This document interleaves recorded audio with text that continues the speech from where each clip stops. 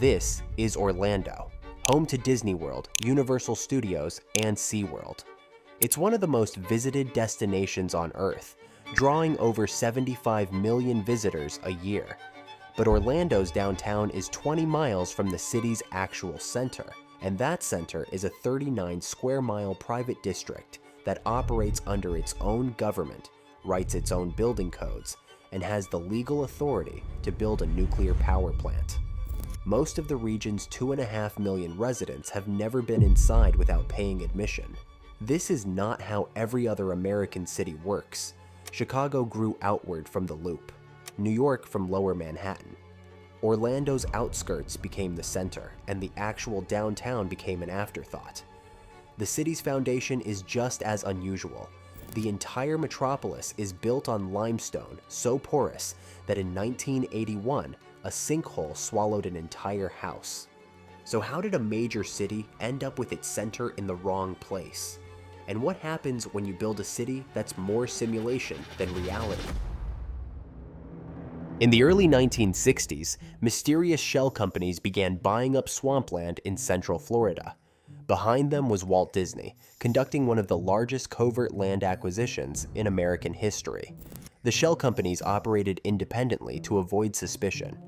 I-4 Corporation negotiated with Orange Grove owners. Tomahawk Properties approached cattle ranchers. Compass East Corporation bought connecting swampland. Each transaction looked isolated, keeping prices low. Disney's team identified a target near the planned intersection of Interstate 4 and the Florida Turnpike. The location was isolated from Orlando's downtown, but perfectly positioned for future highway access. The land seemed worthless at the time, just remote wetlands accessible only by dirt roads. But Disney saw what others missed. The intersection would become the geographic center of the state's transportation network. By the time purchases were complete, Disney controlled 27,000 acres of wetlands, twice the size of Manhattan, with a total cost of roughly $5.1 million. When the truth came out in 1965, newspapers declared it the largest private land purchase in state history. The site was chosen to become Disney's new city.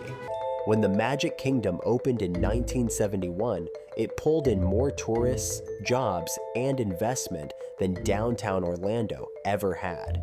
A theme park 20 miles away had become the region's real center. But before Disney could build anything, they had to solve a problem with the land itself. Florida is built on limestone that dissolves easily. When rainwater seeps into the ground, it slowly eats away at the rock underneath and creates hollow spaces.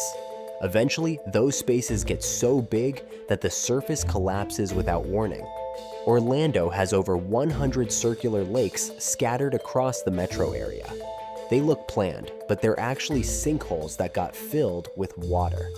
Many formed recently enough and kept their perfect circular shape, giving the city an oddly designed appearance.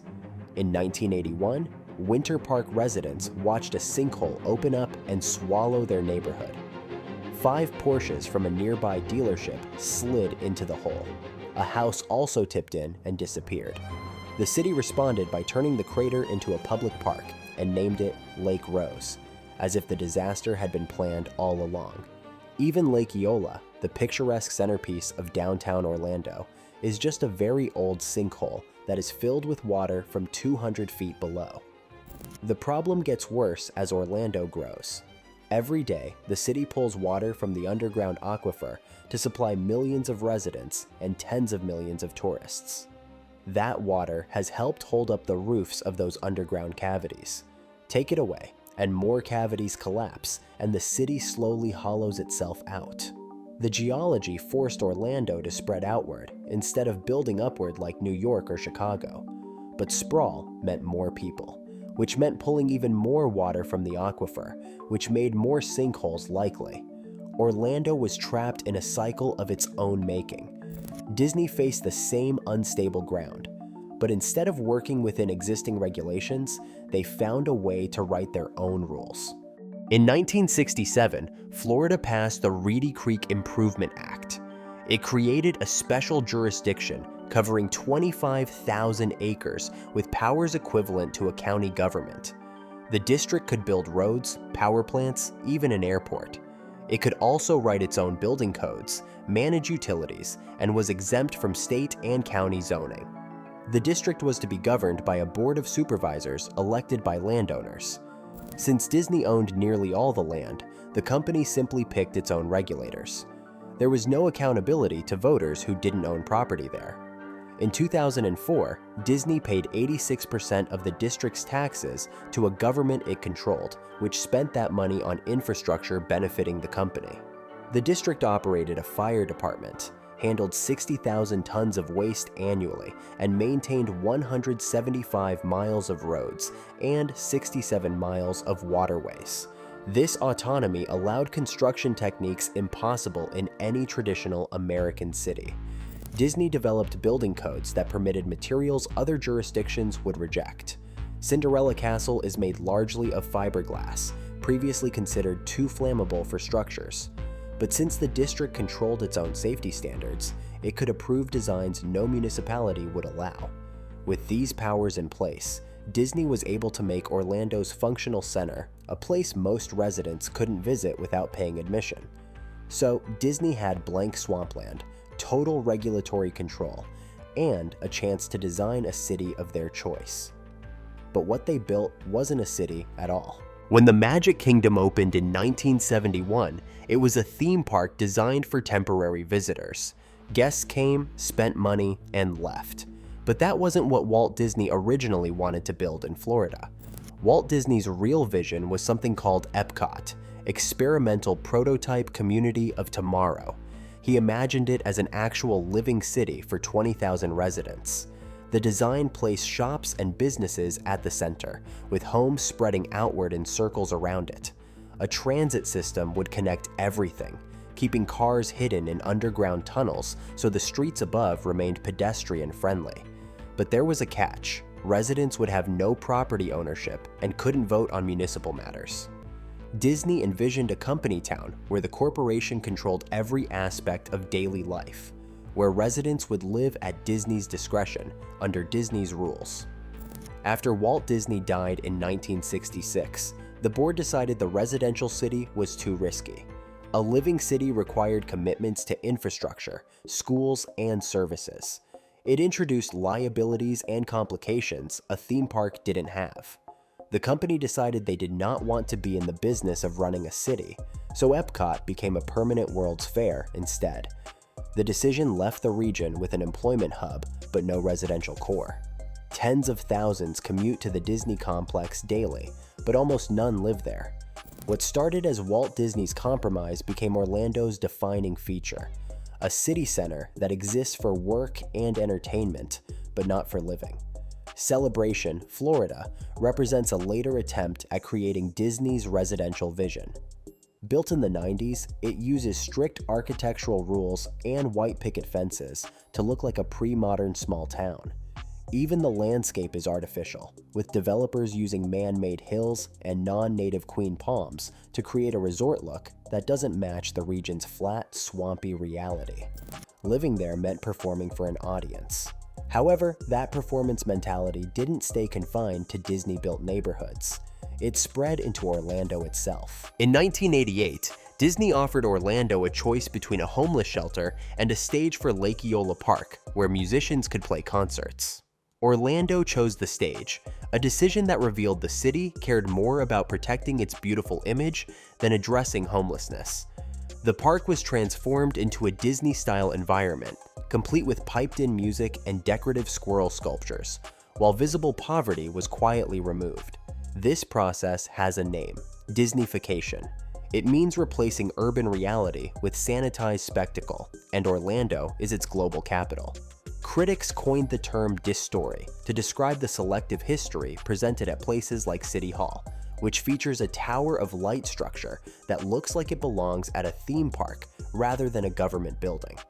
This influence goes deeper than public parks. Budget motels along Highway 192 use pastel colors and turret designs that mimic Cinderella's castle, but while the park castle represents luxury and magic, these motel castles serve as transient housing for people experiencing homelessness. Even poverty adopts theme park aesthetics, disguising genuine need as whimsical architecture. The socioeconomic divide is pretty wide. Holden Paramore has a median household income of $17,043, 61% below the city average. Meanwhile, Rose Isle has a median income of $144,800. The city contains two separate realities: glittering simulation for tourists and economic struggles for people who actually live there. Metropolitan Orlando has over 80,000 hotel rooms, described as a hotel civilization designed for life based purely on consumption. Even Orlando International Airport reinforces the idea of immersing visitors in the Disney experience before they leave the terminal, with monorails and underground tunnels featuring sound effects that mimic the theme parks. Tourists enter this simulation the moment they land, and the city's roads and transit system work to keep them there while making life harder for everyone else. Interstate 4 was built in the 60s to serve 200,000 people, but today it carries over 2.5 million residents and more than 75 million annual tourists. Since the highway wasn't designed for the volume it now handles, it has created some of the most congested road segments in the nation. The $2.3 billion I-4 Ultimate project introduced tolled express lanes, allowing drivers who can pay to bypass gridlock while turning speed into a premium service. But the problem isn't just capacity. Out-of-state drivers rely on GPS systems that can't keep up with construction changes, and these confused tourists often contribute to over 54,000 distracted driving crashes in Florida annually. The roads move people who don't know where they're going past people trying to live their daily lives. Public transit reflects the same priorities. Residents criticize Sunrail for lacking weekend and evening service, which makes it irrelevant for anything beyond work commutes. The system runs when tourists don't need it, and shuts down when residents do, designed around a pattern that doesn't match how people live in a tourism-driven economy. Even pedestrian infrastructure serves the simulation, moving tourists between attractions without exposing them to the actual city. Pedestrian bridges and tunnels connect theme parks to hotels at places like Universal, creating elevated corridors between consumption zones, while residential neighborhoods lack basic sidewalks. So Orlando's transportation is built for temporary visitors, with permanent residents navigating the gaps. This backward structure, a private theme park as center and the actual downtown as afterthought, has produced something that defies what a US city is supposed to be. There is a term for what Orlando has become: Dislando. It is a sprawling region stretching from Cape Kennedy to Disney World that lacks any recognizable center. In most American cities, downtown serves as both the geographic and economic heart where everyone can go. Chicago's Loop, Manhattan, Philadelphia's Center City, Boston, and San Francisco all follow this pattern. Their downtowns house government offices, cultural institutions, and entertainment that belong to the public. Transportation lines all converge there, running 24 hours in New York or near that in other cities. The transit serves residents first, with buses and trains running on weekends and evenings. Downtown Orlando exists, but it's not the center of anything. Disney World is the functional hub, but it's a private space most residents never visit. Officials have talked for years about fixing this problem. Weekend Sunrail service would cost over $26 million annually, plus $60 million for equipment. An extension to the airport has been discussed since the 2000s, but remains on paper. Meanwhile, traditional American cities run trains around the clock for residents, and the gap between what Orlando is and what cities are supposed to be keeps widening. Orlando flipped the traditional American city model. The outskirts became the center, while the actual downtown stopped being a priority. A corporation gained governmental powers through secret land deals and created infrastructure that catered to tourists and neglected residents. The city is also built on unstable ground that keeps getting less stable, replacing urban reality with engineered spectacle. Before theme parks, Orlando was Jernigan, a small citrus town. The freezes of 1894 and 1895 destroyed the groves and forced a turn toward tourism. That opened the door for Disney decades later, and the company permanently moved the center 20 miles from downtown. Other American cities might eventually follow versions of this pattern as tourism and corporate influence change urban priorities. Or Orlando might remain the opposite of every US city, evidence that the traditional model isn't set in stone.